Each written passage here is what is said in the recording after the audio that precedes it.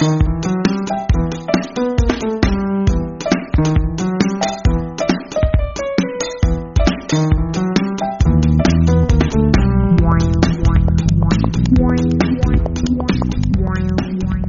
is Charles Epstein for the X Factor podcast. Today I'm delighted to be joined by Ryan Carrier, Executive Director at ForHumanity and President at ForHumanity Europe. ForHumanity is a tax-exempt public charity that examines the impact of AI and automation on jobs, society, our rights, and our freedoms. They focus on mitigating risk in the areas of ethics, bias, privacy, trust, and cybersecurity at the corporate and public policy levels, always on behalf of humanity. Ryan joins us today from leafy Armonk, New York, home to IBM and one of the most beautiful places in the whole of the United States this time of year. Please confirm that for me and for our audience, Ryan. Yeah, that is correct. And it's funny because it's raining leaves yesterday and today with the wind kicking up. It literally, it's like rain. There's so many leaves that are just starting to come down, but it is still beautiful with the colors and so on. And it's nice to join you. So thank you for having me. Yes. Thanks so much, Ryan. I do appreciate your time. If you would take our listeners through the path that led to your founding of ForHumanity, as your career started in a very, very, very different place. From a distance, it doesn't look like an obvious trajectory. Yeah, it wouldn't be without the transition. So I'll be glad to walk you through that. Sure. So I had a 25-year finance career. I grew up in upstate New York. I attended the University of Michigan, and after that, managed to find my way into kind of financial services type jobs. But my career sort of really kind of took off when I joined the World Bank and the International Financial Corp, which is the private equity arm of the World Bank.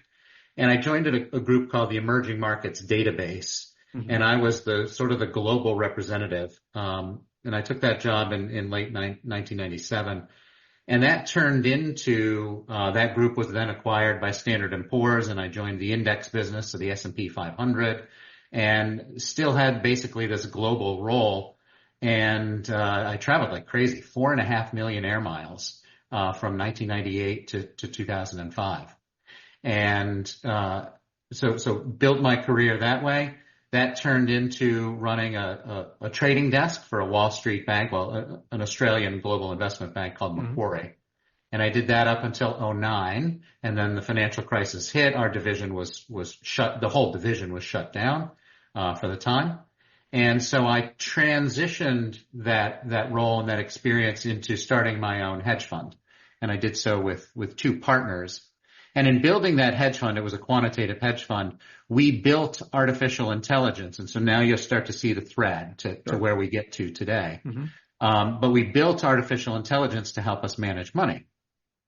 Now, this hedge fund was something that I survived, but didn't thrive at. I did it for the better part of 7 years, almost 8. But the survival part is important. And I tell you that for two reasons. Number one, it's because I share this with everybody. I want everybody to know that I sit on a chair and not stacks of cash. Okay. So it's an important part because a lot of people will hear hedge fund and they're like, oh, he's a multi-millionaire and he's, and now he's giving back type of thing. Not the case at all. I survived this hedge fund. But also in 2016, when you survive a hedge fund, it means you have to close it. So now I've got this AI background, having built an artificial intelligence to help us manage money. I've got some time on my hands because I'm closing my hedge fund. But Charles, the most important part of my story is that I have 2 boys. And in 2016, they were 4 and 6 years old. And for those who don't recall some of the things that were happening in 2016, this is the first time we came across the idea that elections were being influenced by Meta, Facebook, by social media, by artificial intelligence. Microsoft also created a chatbot called Tay that became racist within 24 hours of its release. And there were many other sort of missteps in artificial intelligence, okay? And I don't mind sharing with you, coming from this 25-year financial career, now moving sort of into this space with some time on my hands, I looked and projected for my boys into their future what the impact of AI was going to be. And I don't mind sharing, I got scared. Scared enough that I started a nonprofit public charity with no money and no plan. It was just that mission statement, and I'm going to restate it because it's important. It's critical. It's the only anchor that I had when I started ForHumanity. We want to examine and analyze downside risk associated with AI, algorithmic, and autonomous systems. Mm-hmm. Now, why downside risk? Well, because there's a lot of people out there who promote AI. They look at the upside. They'll tell you about the benefits. Fine. There are benefits, to be clear. I just felt that there wasn't enough people examining that downside risk. And so by looking at that downside risk, then we wanted to, once we've examined and analyzed it, now we want to engage in the maximum amount of risk mitigations in these tools. We aren't anti-technology in any way, shape, or form. But what we want to do is we want to overlay or provide as many risk controls, treatments, and mitigations to these tools. Why?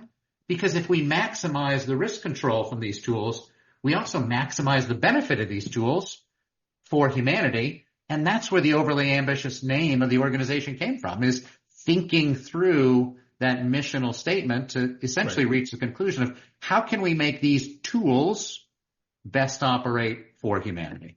Does that make sense, Charles? It does. And what's also kind of interesting, 2016, yes, there were a lot of things coming together in exactly the way you describe. You obviously were a little bit ahead of most people as far as AI, having your experience there. But I would also suggest or assume that as someone who is analyzing markets, you're oriented to looking into the future. 2016, people were concerned about some of the things you're talking about. They weren't afraid. They didn't sense an existential threat as they do now, or at least many do. So very prescient. I'm not, that's a big moniker. So I'm not sure I'll wear the hat of prescience, but I'll tell you that. Well, that may not be for you to say, but as an outsider looking in, I think it's a fair description. Well, thank you. And I feel fortunate to sit in the seat that I am and to have been afforded the opportunity to really explore what it means to mitigate risk from these tools. So when I started ForHumanity, I started by just writing, just thinking through some of these issues and challenges. So I've written a lot of words about future of work, technological unemployment, rights and freedoms in the fourth industrial revolution, what they look like, how they're impacted by these tools. Data. Should we own our own data? Is that an important part about mitigating some of the risks associated with these tools? And even a subject, and I'll use the esoteric term, transhumanism. Many people don't know what transhumanism means, so I'll define it, which means putting machines in your body. And for those who go, oh, that's science fiction. No, it's science fact. There's already steps being taken where people are becoming transhuman. Charles, what's the difference? I'm sorry. What's the difference between, say, an android and a transhuman? I mean, an android is more robot, or not to get too down this rabbit hole. I'm just curious. Well, I mean, I'm not sure I'm comfortable with the definition of an android, but people might be more comfortable with the term cyborg, which is part human, part machine. Okay, right? That's probably what I'm more thinking of, yes. And android is often associated with a machine or a robot that looks human, like a humanoid robot. Yeah, cyborg is the word I should have used. Yes. Precisely. So no difference between cyborg is the kind of the finished product. Mm-hmm. Whereas transhumanism, you can be transhuman by putting a chip, and they do this. They put a chip, you can put a chip in your hand that represents your keys or your wallet. So you can go pay with your hand, or you can open a door with your hand. And what's interesting about that is that makes you superhuman. Superhuman in a very small way. In a very, very literal definition of the word, though. Literally, you are superhuman at not losing your keys and not losing your wallet or forgetting your wallet, right? It's kind of a gateway drug to, well, why don't I do other things and put it inside my body? But I will submit to you that I believe the body, our skin, is a significant enough barrier for enough people that what it's going to do is it's going to cause a schism in our species. And I would submit to you that transhumanism over the next generation is as much of a risk to our species as climate change, because we will have the augmented and the unaugmented. And let's be clear, the augmented will have significant advantages over the unaugmented. And we are not equipped as a species to deal with that. Yeah, I came into this conversation with already heightened anxiety. You're not helping, Ryan. No, look, it's why 8 years later I'm still doing what I do, because No. I'll be doing this the rest of my life because there are enough risks to try to mitigate. I'm curious. We're both parents. I have a daughter. You have two boys. And you said that you were concerned where things were going, particularly how it would affect or potentially affect them. How do you speak with them about some of these things? Do you speak with them about some of these things? I do. I do speak with them about it. They're aware of what I do, but not deeply. And how old are they now? They are 13 and 15. Okay. So my 15-year-old, for example, is just now entering a class called Science Research. And his science research, he had to look at 3 different topics this summer. And so he identified 2, and then he asked me about one, and I introduced him to nudges and deceptive design and dark patterns, which is an aspect of UX, UI design. It's related to artificial intelligence, and it's work that we at ForHumanity have taken on. And I just introduced him to the topic and asked him to research it on his own. It's now his science research topic. So he's kind of headed into a small particular area of UX, UI design, looking at nudges and deceptive and dark patterns. But to be clear, it's not so esoteric that this is one of the chief risks that the Federal Trade Commission is enforcing against artificial intelligence companies right now, is when they engage in nudge and deceptive designs. And I'm going to give you one quick example of a deceptive design. It's something that all of your listeners will relate to. It's something that didn't exist 5 years ago. 5 years ago, you did not get offered trial this service for 6 months for free. They give you 30 days. They give you 2 weeks. They didn't give you 6 months. Why? Because what they do now is they say, sign up for this trial, give us your credit card information, and you get 6 months for free. The reason they choose 6 months is because they know you'll forget you signed up. They know you forget when you have to cancel by. They know you'll forget and you'll just automatically begin to get billed. This is considered deceptive design or a dark pattern, and it's something that the FTC is currently enforcing against organizations. So it's just one example of a small risk that my oldest son has now become quite familiar with and will do research on through his high school years. It's an interesting 3-year class. So he'll be doing this work for 3 years. Wow. That's fascinating stuff. Anyway, having established a baseline for this conversation, let's get into some of these things. So the initial focus of AIX was to be a learning platform to promote responsible AI, but we ultimately broadened it to focus on the intersection of AI and leadership culture and learning, where AI is an important subset. Our primary audience is made up of HR practitioners, and we wanted to make sure we weren't putting the cart before the horse. Our first goal became to demystify AI, and in the course of that, getting into things like mitigating bias, promoting transparency, etc.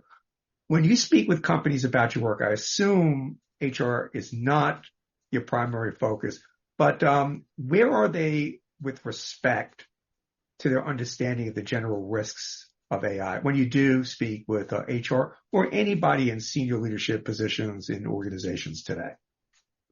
They're just now learning. They've heard now for, let's say, 2-3 years that this is something they should worry about, something that impacts their company, broadly speaking. And so they're beginning to take notice, but I wouldn't say anything more than that. The only thing that put this concern in their requirement bucket, so the required action, right? prior to where we sit today was GDPR. For your audience that doesn't know, General Data Protection Regulation, the European and UK law. It governs personal data and therefore would have impacted human resource organizations operating in the UK or the EU, and how you treat and or process personal data. Okay. So that kind of began to put some of the issues related to responsible AI on the table, but only in the sense of data privacy and data protection. It wasn't until, and we've been debating this, so April 21st of 2021, the EU introduced something that's now called the EU AI Act. And it basically requires governance, oversight, accountability associated with things called high-risk AIs. Now, you said HR is kind of, is it first on your lips or is it last on your lips or where does it fall? And the answer is basically all HR tech that uses artificial intelligence is considered high risk according to Annex 3, subsection 4 of the EU AI Act. So it defines HR tech using AI as high risk. So for us, working through audit rules for automated employment decision tools is key and critical. And we've been looking at what it means to be compliant with this law since 1 week after it came out, April 28th of 2021. We've had a weekly meeting going through the law, understanding what the compliance requirements look like. And now the law was finally enacted in June of this year, 2024. And it comes into force in stages, but basically 2 years. People have to be compliant. Now, I have to set a little foundation for you, Charles. Sure. In exploring what ForHumanity should do to mitigate risk, I talked about things that I researched, but I didn't hit on our primary mission and where our primary work has been. And that is, in 2017, June of 2017, I first wrote about something called independent audit of AI systems. And the reason or basis for that was coming from that financial background. What I realized is that we built an infrastructure of trust, an enormous amount of trust in investors looking at companies, corporations, through their balance sheets and cash flow statements and audited financial statements. That was a way for mom and pop on the street, if they wanted to dive into the details about a company and build an enormous amount of trust in understanding that company, right? All these things are regulated. It's governed. It's a third party that has to assess all your risk controls, that you're following all the rules correctly. It builds a beautiful ecosystem of governance, oversight, and accountability. So now, looking at technology, at artificial intelligence, this was in 2017, and saying, gosh, we have so finance, heavily regulated industry, right, where I came from, technology, not regulated at all, not at all, okay? And so seeing a lack of governance, oversight, accountability, what I determined was that independent audit of AI systems was a way to introduce accountability, governance, and oversight by requiring third parties to examine, are you complying with the rules? So independent audit of AI systems is our primary work. Mm-hmm. We support an ecosystem. We are not the auditors. We are not the pre-audit consultants. We don't build the technology solutions. We support this ecosystem by training people on what audit compliance looks like, and by drafting audit rules that get into the details sufficiently where a company can say, yes, I've complied, or no, I have not complied, and know the difference. Mm-hmm. And more importantly, where a third-party independent auditor can come in and go, yes, you've complied, no, you have not complied, and do that with confidence because they are at risk when they issue that assurance. Mm-hmm. So the primary ecosystem that we exist in is, how can we take laws, guidelines, best practices, standards? How can we take all these things that are being worked on out there, like the EU AI Act, but how can we turn them into implementable, measurable, auditable solutions, criteria, words, requirements, however you want to describe them. And that is our primary work. Mm-hmm. So since April 28th of 2021, we've drafted audit rules that describe the EU AI Act, that describe GDPR, that describe California privacy laws, that describe the law called it's called the FTC Act of 1914, but it's being applied by the Federal Trade Commission to govern unfair, deceptive, and abusive practices by artificial intelligence companies. We've drafted more than 50 different certification schemes. Think of it as a set of rules. But we do this with the humility of we don't have authority. Now, ForHumanity has grown. It was just me until March of 2020. So just me by myself, unfunded. Okay. COVID hit, and then we started to draft audit rules around digital contact tracing, which was digital contact tracing and vaccines were the two conversations people were willing to have in April of 2020 because nobody was doing anything else, right? Mm-hmm. So I got 25 people in a room, and the idea was, what are the audit rules to govern digital contact tracing? Because this is a privacy invasive technology, right? For health reasons, we understand, but it's privacy invasive, right? And so I put these 25 people in the room, and the original theory was they'll write the rules. They're the experts, and I'll just convene them. So I got these 25 people in the room, and Charles, it was crickets. Just, you could have heard a pin drop. 2 hours in, we had 5 rules, and I'll get back to you in 2030 when we finish. It was not a sustainable process. Right. So I stepped back from that, and I had 3 people from that meeting. They all approached me separately, and they scared the pants off me because what they said was, Ryan, this isn't working. I'm like, I know, I see it. What do you want to do? And Charles, they said something that really surprised me. They said, Ryan, you write the rules. And I was really taken aback. I was like, who the heck am I to say, I know what the rules are? And they said, well, hold on. You misunderstand the role, right? It's not like, you're the king and you make the rules. That's not how this works, right? What you're doing is you're helping us get started because no set of rules matters unless a whole lot of people go, yeah, those are good. Those work. Those, no, you didn't draft that the right way. No, you got to use this definition. No, we have to turn it into a law. So it's a matter of sort of harvesting all of these elements, which is your role, and then bringing these people in and then having at it.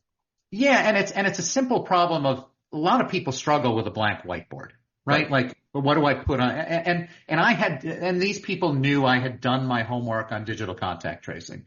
So Charles, the miracle of where ForHumanity's grown into is because I had done the work, 2 days later, I was able to draft 258 audit rules for digital contact tracing. And I got the group back together and the light bulb went off for all of them. Wow. Because they were like, sorry? And this is 2020. This is late April, early May of 2020. So I get the group back together and they're like, aha, if I spend 2 or 5 or 10 hours going through line by line, word by word, definition by definition, I know we'll get to a comprehensive set of rules. We'll fill in the holes. We'll find the gaps. We'll change the definitions. We'll get the wordings right. They saw how they could pour in on the process. That's turned into a juggernaut. We are now more than 2,300 people from 98 countries around the world. We've drafted these more than 50 different certification schemes. We've submitted them to governments and regulators. We hold no authority on our own. We submit them to governments and regulators. We ask them to approve these rules. Sometimes they do. Sometimes they don't. With the financial audit rules in 1973, they weren't approved until 5 years later. So there was voluntary market adoption first that the government eventually blessed. Okay. And so we're happy to do voluntary compliance, but we're also advocating for mandatory annual audits covering whatever the appropriate rules should be. We have opinions on what those rules are, but if a government or regulator says, no, you can't make that a rule, we go, okay. Or we say, well, let me tell you why we thought it should be a rule, and they could listen or they could not. It's their choice. But we then craft those rules in a way that will allow them to approve those rules. And so when it comes to HR tech, what we've done is we've identified 62 independent use cases So all AEDT, and I'm only want to talk about AEDTs, automated employment decision tools. Okay. So it's really related to the operations of HR. Right. It's governed by that high risk definition under the EUAI Act. So what we're doing is we've already crafted the general governance, oversight, accountability. Here's how you comply with, let's say, the risk management function required by the EUAI Act. But what we also had to do was define use cases that are high risk use cases for AEDTs. And we have 62 of those, and we'll be publishing them. Hopefully, I'm working on the website with my web team now, but we'll be publishing them sometime in the next week or two to allow people simply to use these definitions. Now, in addition to those definitions, we've also created specific audit rules for each specific use case. So, for example, you might have a mental health chatbot that your company has supplied to its employees. Well, we've created separate audit rules that apply specifically to that offering of a mental health chatbot. Or you might have a pay and benefits chatbot, or you might have a scheme for identifying who should have work allocated to whom, or you might have you might use artificial intelligence to create a job posting or to do a video interview. 62 different use cases, and we've created dedicated audit rules on a use case by use case basis. Mm-hmm. This work's been 18 months in progress, and we're just now getting to the point where we can publish these use case definitions and people can begin to use these audit rules. Does that all make sense? Yeah, no, it does. And obviously the timing of this conversation is very good because those should be dropping at the same time we're dropping this podcast. I'm curious. So you have, what's the number? 2,200 people around the world? Yeah, a little more than that, but yep. Okay. And when you have a project, I mean, using that specific example, a mental health chatbot, how does it work? Yeah, I don't want to get too into the weeds. Do you have people with that specific domain expertise assigned to that particular project to write rules for that particular thing? Yeah, so we have a weekly meeting that anyone can come to. So our community is Slack based. So you can't just see everything publicly. That would be chaos. We can't have that. So anyone can join our organization and participate in our organizing structure, which is based in Slack. And so people who join ForHumanity, all that requires is they provide their email address and they agree to a code of conduct. I'm a member. I'm a proud member. Right. Just so you know. So once you have access to that, then you can get in and see all the details that we're working on. And then there's ways you can commercialize it too for people who want to commercialize it. We encourage that, right? So we've had a weekly meeting Fridays at 10 a.m. East Coast time, New York time. We've been doing this for 18 months and we're still reviewing now these final set of rules for these AEDTs. And so we've been going through and identifying on each use case how that works. So let me give you the mental health chatbot example. I'll give you have to think of it, remember, from that mission statement. Well, what are the risks? Well, the risks of providing a mental health chatbot to your employees is, well, that chatbot might give some advice. And mental health is governed clinically by most state laws. Therefore, one of the things that we insisted upon, and believe it or not every AI would go out and achieve this, right? Have you been licensed to actually issue this? And do you have the clinical skill to provide this advice? Mm-hmm. And do you have a fallback mechanism to a licensed professional, right? Who can maybe jump in and respond? We saw just recently, there's a lawsuit. You can find the information on TechCrunch, the article, Character.ai, a young boy, 14-year-old, committed suicide, talking to a chatbot. Oh, and it just highlights that, well, many people can become vulnerable, and we have a duty of care to those persons. And this chatbot, in my opinion, that example didn't meet that duty of care. And a mental health chatbot provided for employees, the employer's taken a risk by providing that. They better make sure that their I's are dotted and their T's are crossed in terms of their duty of care to their employees, both legally and ethically. Yes. And so these are the kind of audit criteria that we write about a mental health chatbot, thinking about it from the risk standpoint. Yeah, no, that's actually a great example for your work because, the consequences can be pretty grave, as in the case of this young boy. Amazing work, Ryan. A number of weeks back, ForHumanity launched a group to develop learning objectives and training materials for the EU AI Act, Article 4 requirement for AI literacy, a critical shortcoming of current EU AI Act compliance. The requirement is enforceable beginning in February 2025, long before most other elements of compliance. Tell our listeners a little bit more about this. Sure. So Article 4 is called AI literacy. It is kind of simply written, and in fact, bear with me 2 seconds. I'm actually going to read it out because I think it's worthy of your listeners' hearing. So providers, so that's who supplies an AI, or deployers, so that's a group that could acquire an AI and then deliver it to their employees or to their customers or something like that. So providers and deployers of AI systems shall take measures to ensure is a big word, to their best extent, also a big threshold, a sufficient level of AI literacy of their staff and other persons dealing with the operation and use of AI systems on their behalf, taking into account their technical knowledge and experience, education and training, but also the context of the AI system. And that has to be considerate of the persons and or groups to whom the AI system will impact. Okay? So that's all it says. All it says is you now have to take measures to train and educate. Okay? To ensure it's the best of your ability and, sufficient literacy. There are a lot of words in there that are kind of vague and broad. I'm 100%. Sure intentionally so. Yeah, 100%. And so that's why so as you said, or as I said and you said, so I said many aspects of this law aren't enforceable until August of 2026, and that's true for like the most detailed parts.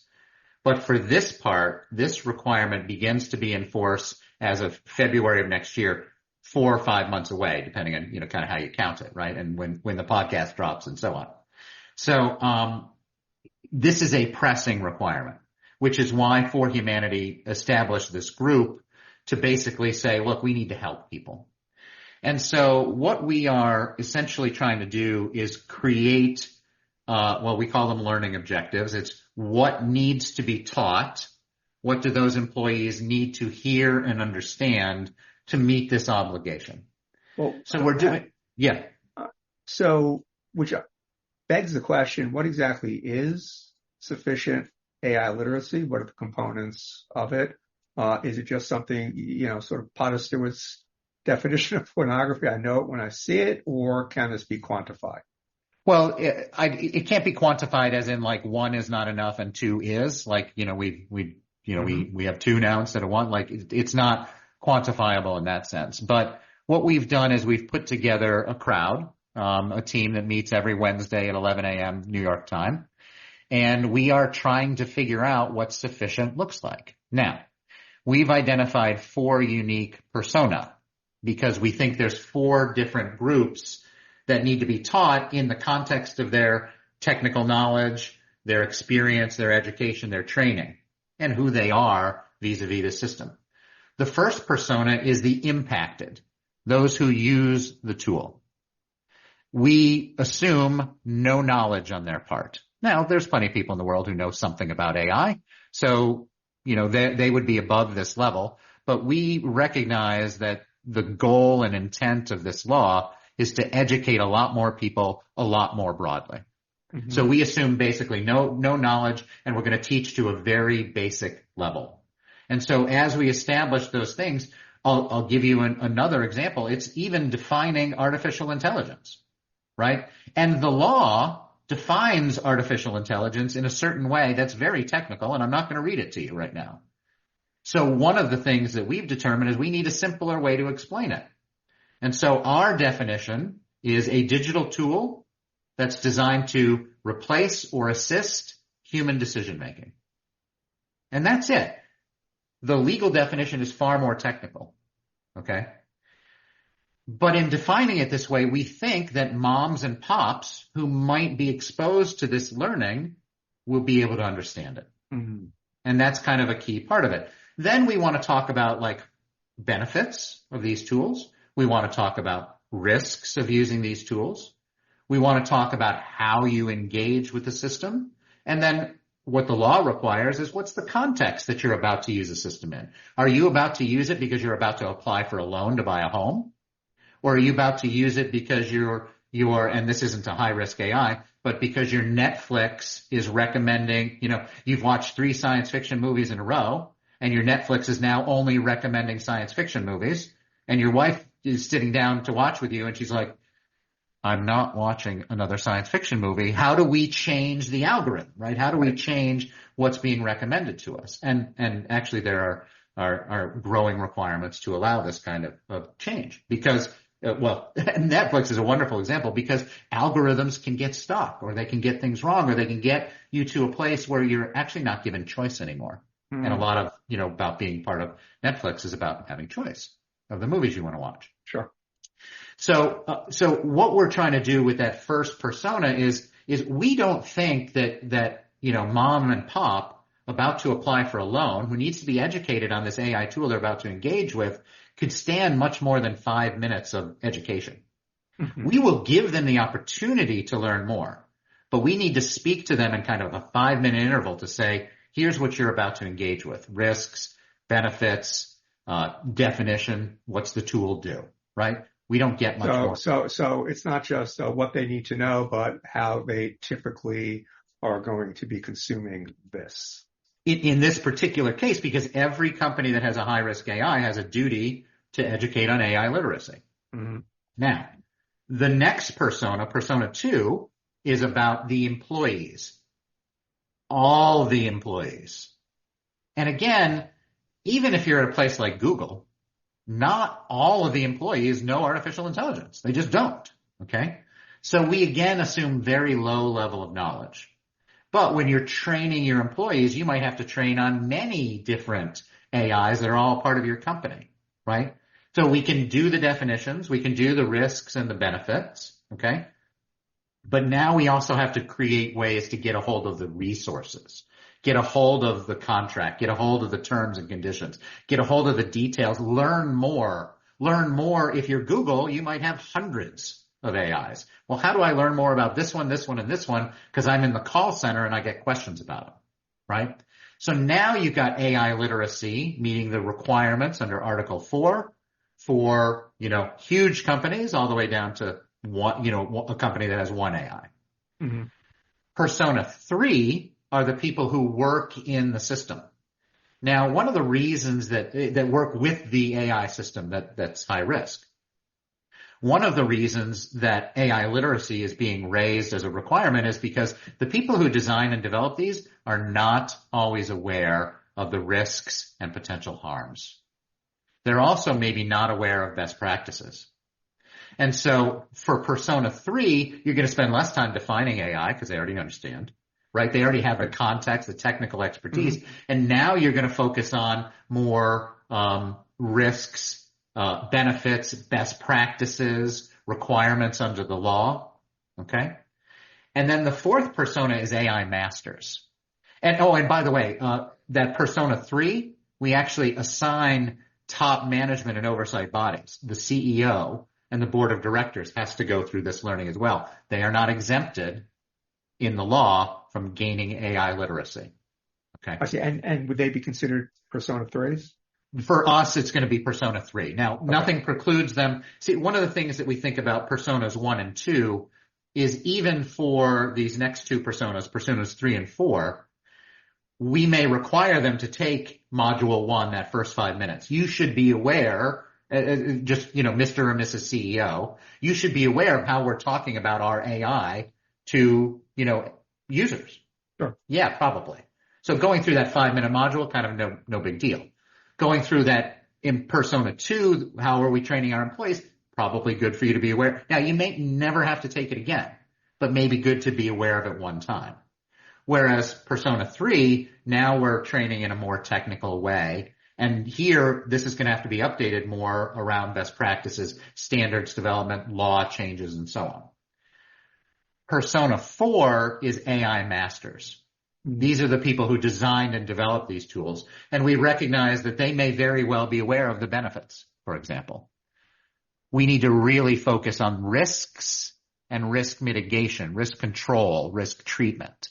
And so the reason we differentiate for Persona 4 is now we're really talking about how do we build in responsible AI? How do we make sure that you're aware of your legal obligations and the means and wherewithal to meet those requirements and to deliver good data quality, to deliver bias mitigation in your data sets, make sure they're representative, and other commitments like that under the law. Yeah, that's a massive but necessary undertaking. We touched on this a little bit, but I want to go a little bit deeper. Let's talk about your independent audit and safe AI programs, what you refer to as a good housekeeping seal of approval for responsible and safe use. What does the general audit process consist of? How extensive is it? And how has the reception been among organizations you've interacted with, particularly here in the States, as you know, primarily our audience is primarily based here? It's still super early days, which it's hard for me to say given I've been doing this for 8 years, but it's still super early days. Until the EU AI Act came into force, there was no forcing mechanism for compliance. And let's be candid. There are technology companies that are making gobs of money and setting aside the costs of breaking the law. They're just setting aside those monies. In Texas, for example, Meta violated a law about biometric data and were fined $1.5 billion. And they simply go, oh, that's a cost of doing business. We'll fight it with our attorneys. We'll try and get it reduced. We'll try and come to a settlement. But, that's a cost of doing business. It's almost like a moral hazard kind of thing. You continue. Oh, it's super problematic. And the fact that shareholders let them get away with this is absurd, given what I'm about to tell you, which is the cost of abiding by this law wouldn't be, so $1.5 billion was the fine. The cost of abiding by the law wouldn't be $150 million. It's probably not even $15 million. So from a cost benefit standpoint, shareholders should be appalled. Not only is it a moral hazard, not only is it unethical, but it's bad business. Now, what it is lazy business because A, they're not making themselves aware of what the laws require, and B, they're not thinking in advance of how they can build these tools in a responsible way. And so that gets me all the way back to, well, what does the reception look like? We are just now reaching the stage because of the EU AI Act, because of some of the steps that the FTC is taking with unfair, deceptive, and abusive practices and other laws around the world, where companies are beginning to say, I want to build my compliance infrastructure. I want to have responsible AI. Now, do they need to do it today? No, they don't. They have 2 years in the earliest enforcement of the EU AI Act. There are groups, and we're beginning to work with them, who are saying, wait a minute, I recognize now for the first time that as I go to sell my product, I compete against other competitors. And given that this law is coming and I will have to be compliant, I would like to tell my customers I'm already compliant. Mm-hmm. This is a benefit, and that gets back to this seal of approval. I was just going to say, exactly. An independent third-party group has come in and said, we've gone through this set of audit rules. You can see what those rules look like. We've checked this company, this AI system. They have complied with all of it, and we do that as an at-risk entity that has nothing to gain by saying they've complied other than the fees that we earn for doing that, which are appropriate. This is called independence, right? An independent third party is going in and saying, I've got no upside. I see what the rules are. I didn't help you figure out what it took to comply with those rules. That's grading your own homework. That is not independence. Somebody else did, or you figured it out yourself. I'm coming in independently and saying, here's what the rules are. Here's how ForHumanity has trained me to understand what compliance looks like. I'm now looking at your compliance. You've given me all the documentary evidence. And when you've gone through every one of the rules, and there's more than 300 of them, when you've gone through all of those audit criteria and you've supplied evaluation methods for every one of them, then I'm going to go, yes, you've complied. And so that is how the program works. But, candidly, Charles, no one has gone through a ForHumanity audit yet, because we're only at the stage now where people are saying, oh, I want to build I want to build compliance. I know I'm now required to have this compliance in place. So we're just at that stage of building compliance. And then over the next, let's say 18 months, I do believe that groups will begin to become audited. With the passage of the EU AI Act and debates surrounding SB 1047, the Safe and Secure Innovation for Frontier Artificial Intelligence Models Act, where do you see legislation being more efficacious in ensuring safeguards regarding frontier models and AI use generally? So frontier model is not a term I will typically use. So let me just use my terminology here, which would be emergent or innovative artificial intelligence. And there's a lot of ways, and it could be algorithmic systems or it could be autonomous systems that are emergent or innovative, any of the above. I believe that we have crossed a threshold whereby these tools will have laws passed requiring minimum levels of compliance, whatever that might be. And that's going to be based on, look, European laws will always be more strict and stringent. That's the nature of their culture. They are more regulatory, okay? Whereas the U.S. is a little bit more of a laissez-faire kind of attitude. But we have groups like the FTC that are on the warpath, and honestly, they have the world's biggest hammer. Already twice, the Federal Trade Commission has found an artificial intelligence to be unfair, deceptive, or abusive. And the weapon of choice that they wielded is something called algorithmic disgorgement. They made them destroy the AI and the associated data. Destroy it. Imagine you've invested years and billions of dollars in source data and licensing contracts to build an artificial intelligence solution, and you're made to destroy it. That's called losing your job, Mr. or Mrs. CEO. That's called turning over your board of directors, okay? Therefore, you don't want to run afoul of unfair, deceptive, and abusive practices, and you do not want to be on the FTC's radar. And that's true of HR tech. It's true of recommendation engines. It's true of video surveillance or biometric identification. There are lots and lots of ways that artificial intelligence is being used. One of the things you want to avoid is exaggerated, misleading, or false promotions. You don't want to engage in detrimental nudges, deceptive or dark patterns. These are all things that fall under the FTC's. Just ask your son. Exactly right. That's right. So all of that was to say that I believe we've crossed this threshold where every country around the world will begin to put regulations in place that suit them. Some are going to go all the way to, and ForHumanity is, I get asked all the time, what is your policy suggestions? We have one. Just require a risk-based annual mandatory audit of all AI, algorithmic, and autonomous systems. What will happen is eventually it will become compliance by design, built from the beginning, and this will become something that just happens, not something that's onerous.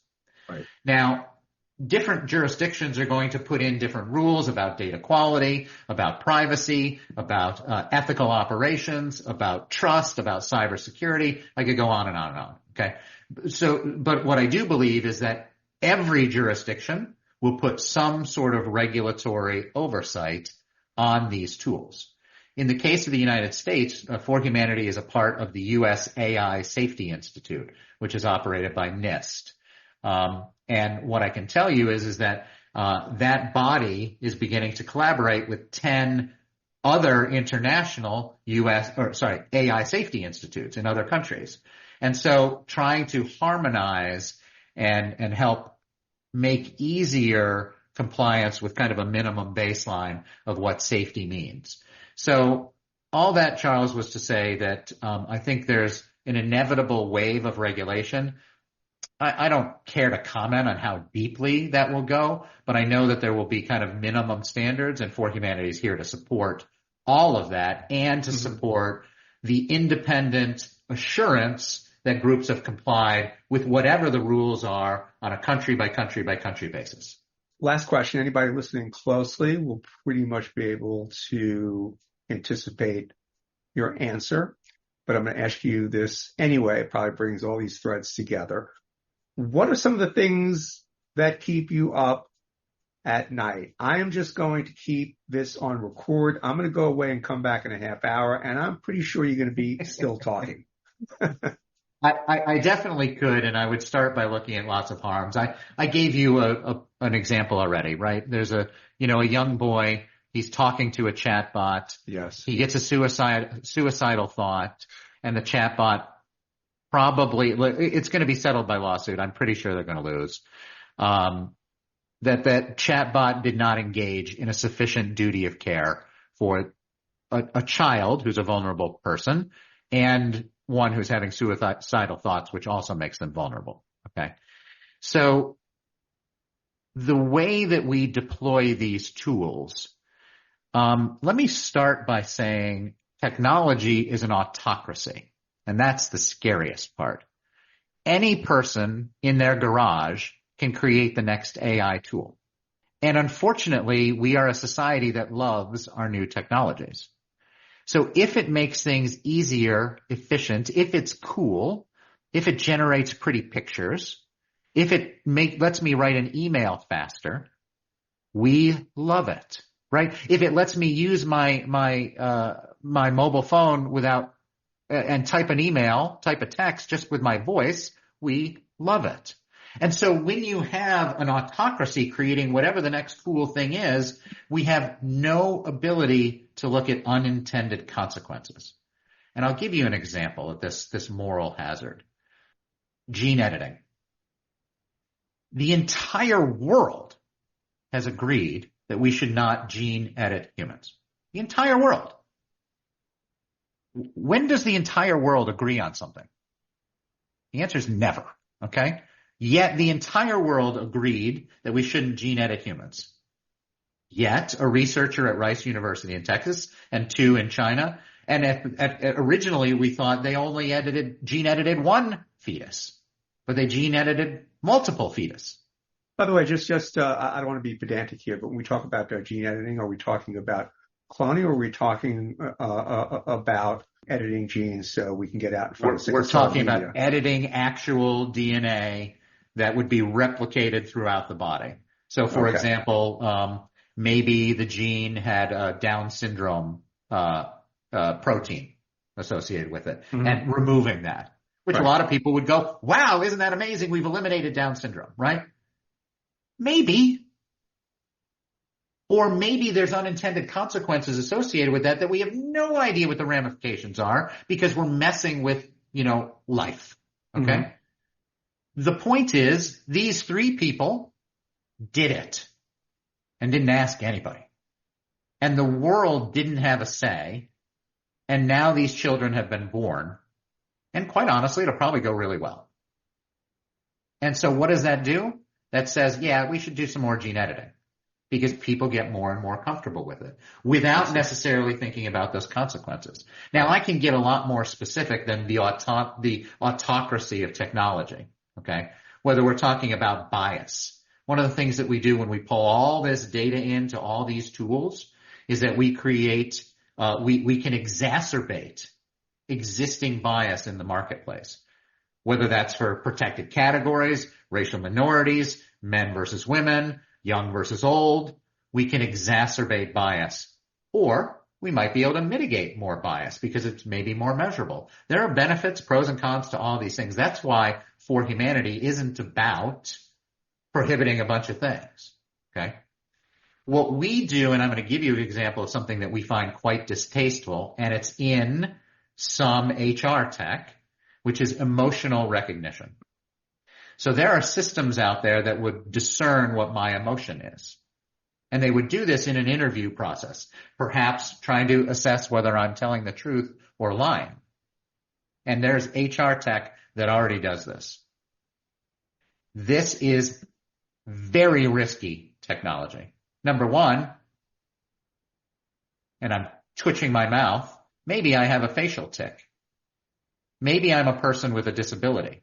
Maybe I got Bell's palsy the other day and my face is drooping, but I still had to come on to your video interview because I'm looking for a job. Mm-hmm. There's a million things that could go wrong, not the least of which is every decision that is rendered by an artificial intelligence is not fact. It is an opinion. It is an inference. And even if that inference could be calculated with an accuracy of 99%, it doesn't mean that it's 99% likely to be right. It means based on history, it has a 99% chance of being accurate. But you know what it doesn't take into account? All of the new independent variables that affect the next decision. What it does when you only look at the history of something is you preclude the ability to change. If you only look at a person who's committed crimes all throughout their life, and now they're about to get their life right and straight, what you would see from their history is, no, you're a criminal. You will stay in jail. Mm-hmm. It avoids some of the most beautiful aspects of our humanity. The right to change, hope, redemption, forgiveness. What we can't do is codify into our systems, no, you're just your history. No. Okay? So when we talk about things like emotional recognition systems, what we can't do is know what I feel. I'm the only one who knows what I feel. I might not be even very good at that. So you certainly can't know. Mm-hmm. You can take guesses. Okay? But if you're going to decide to hire one person over another based on some guesses, very risky. Okay? Very problematic. Yes. Very problematic. So we've got ethical issues. We've got bias issues. We've got privacy. All of our personal data is floating around. The ability to find people, stalk people, to become people, to represent yourself as one person versus another is way too strong. We could talk about deep fakes. We could talk about disinformation. NVIDIA produced a tool years ago already where they had President Obama say things he never said to show the power of the tool.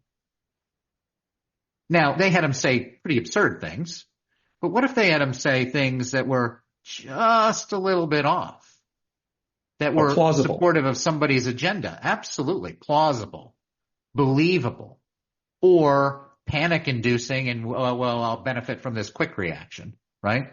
Before people sort of check their sources. Deep fakes are enormously dangerous. We have the technology now to make any person say anything we want and only the best of experts through careful searching and digging, not just by looking, okay? Through careful searching and digging could ascertain that that was faked or not. And this is true not only of video, but it's also true of audio. In less than a minute, Lyrebird can mimic your voice. Think about what that does if you use voice recognition to access your banking accounts. Are you susceptible to someone mimicking your voice? Absolutely. Deep fakes, disinformation, enormously problematic. Lack of control of these tools and systems because they're not built or aligned correctly. I'll give you a different example, and I'm gonna wrap on this because as you rightfully mentioned, I do have one more question. I want to ask you a personal question. Okay. Well, let me give you this last example. So we have grown up over this last 30 years or so in what we call the information age. And what tools like ChatGPT, and we think of this hierarchy. We think of data. So that's bits and bobs and pieces of information, but you don't get to the information level. So data, information, Information is data that's now structured, where we have some understanding associated with it. But information is not useful until we turn it into knowledge. Now, knowledge, we would typically go, gosh, knowledge is great. We want knowledge. Well, knowledge is good at growing from information to try to discern a max benefit or some sort of benefit from that information. The problem is knowledge is not wisdom, and wisdom is the highest hierarchy. Wisdom takes into account all stakeholders and maximizes the benefit for all stakeholders rather than the person who has knowledge who might extract benefit for themselves. So we believe in this hierarchy that says we want to reach wisdom, right? The problem is so we've grown into this enormous lake of information, and now with tools like ChatGPT, you know what we're doing? We're not actually getting to wisdom or to knowledge at all. What we're doing is we're exponentially increasing this lake of information. It's now an ocean of information. Well, the more and more and more information you have, the harder it is to figure out how to find knowledge and subsequently wisdom. And so that's an unintended consequence of this cool new tool that's been all the rage for the last couple of years that engages in hallucinations, engages in false sources, and that information can stay out there and populate this ocean of information. Yeah, the only thing I'd add to that, I think there is a place between knowledge and wisdom, which is a little bit of knowledge, which goes to the old Samuel Johnson line, a little bit of knowledge is a dangerous thing. And that's been rampant for years and years and been very problematic.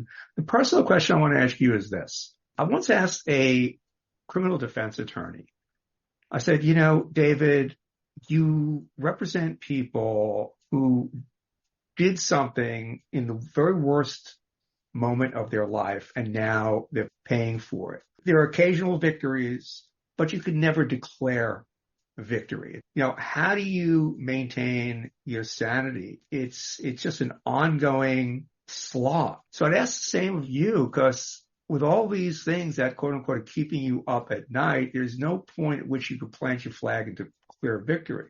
You can win battles, but you're never going to win this war. It's an ongoing thing. So how do you maintain a certain frame of mind that enables you to get up and continue your work? Because it really is important work. It's amazing work.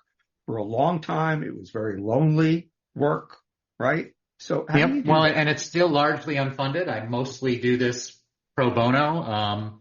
Last year, I was able to take a little bit of a salary. This year, I'm taking a little less of a salary. We do need to have a more sustainable model so that I can do what I do. And I'm not even technically an employee, and I need to get more people as employees. Everybody in ForHumanity is a volunteer. So ideally, we would have more infrastructure to accomplish more things. But Charles, the answer to your question is there is a truth in what I do and why I do it that just sings in my heart every day. I feel blessed to sit in the seat that I sit in. I feel blessed when we get new volunteers in, usually a couple every day, right?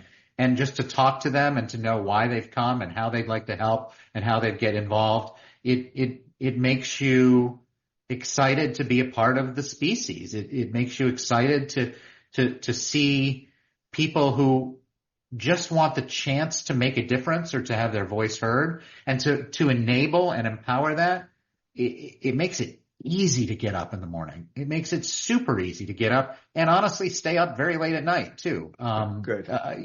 We do work all around the world. Wednesday nights, I do a meeting at 10 o'clock with Australia every Wednesday, right? At 10 o'clock, right? So, it makes it easy to do this because I'm engaging with my now friends, my volunteers, the people who are trying to make a difference in Australia. And we get to use all the infrastructure and resources that we've built over these years to help and support them. And it's just an honor. So, that makes it super easy. Yeah, I know you balked when I referred to you as being prescient, being out in front of this, 2016, very early days, to use your words. So I know you're going to cringe when I say that what you're doing is amazing, important But more importantly, Ryan, I mean, you really, I have to say, are an admirable human being doing this work. And, I wish you all the best. Thank you. And I've grown to be a person who is very comfortable saying thank you and being appreciative when people share nice thoughts. And I simply want to find ways to give that back to them, enabling and empowering them through the community. So I appreciate that very much. And like I said, I do enjoy it. I hope the smile comes through. I hope the passion comes through. It does.